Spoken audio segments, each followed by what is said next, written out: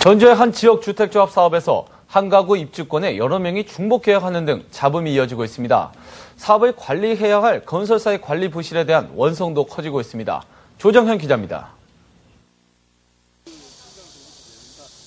서모 씨는 지난 4월 1억 원을 들여 전주의 한 지역주택조합 사업 입주권을 샀습니다. 청약 통장 없이 조합원 자격을 얻어 일반 분양가보다 싸게 내 집을 마련할 수 있다는 점에 기대가 컸습니다. 그런데 서 씨는 몇 달 뒤 황당한 얘기를 들었습니다.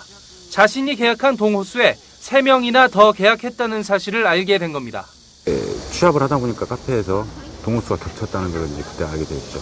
공인중개사를 통해서 구입했다는 사람도 있고, 아니 다른 분들은 이제 조합.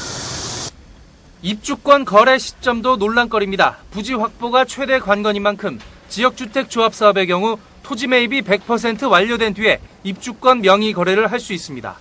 하지만 이미 서 씨 등 400여 명이 명의를 거래한 이 지역주택 조합 사업의 경우 아직도 토지 매입이 채 끝나지 않았습니다. 향후 조합원들의 법적 지위에 문제가 생길 수 있는 대목입니다.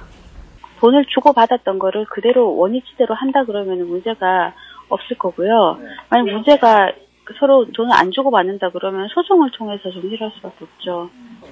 입주권 거래 계약서엔 현대엠코가 자금 관리를 포함해 사업 전반을 관리한다고 돼 있습니다. 대금 납부 계좌의 예금주도 현대엠코여서 조합원들은 국내 굴지의 그룹 계열사가 사업을 책임지는 걸로 믿었습니다. 현대자동차 그룹인 책임 있게 지금이라도 나서서 해결할 생각을 안 하고 나몰라 나오고 있으면 이 서민들은 다 어디로 가라는 건지. 반발이 확산되자 현대엠코 측은 이제서야 사태 파악을 해보겠다며 뒤늦게 나섰습니다. 입주권 중복 계약에 대해선 단순한 행정착오라며 최근에 수정 절차를 마쳤다고 밝혔습니다. 서류상 착오를 발견을 해서 조합원들의 양해를 구해서 동호수 배정을 다시 완료한 것으로 알고 있으며, 하지만 실제로는 동호수 재배정도 막무가내 시기였던 걸로 드러났습니다. 동호수를 재배정했다는 조합원 당사자들은 정작 자신도 모르는 사이에 계약해놓은 동호수가 층과 향이 더 나쁜 것으로 바뀌어 있다며 반발하고 있습니다.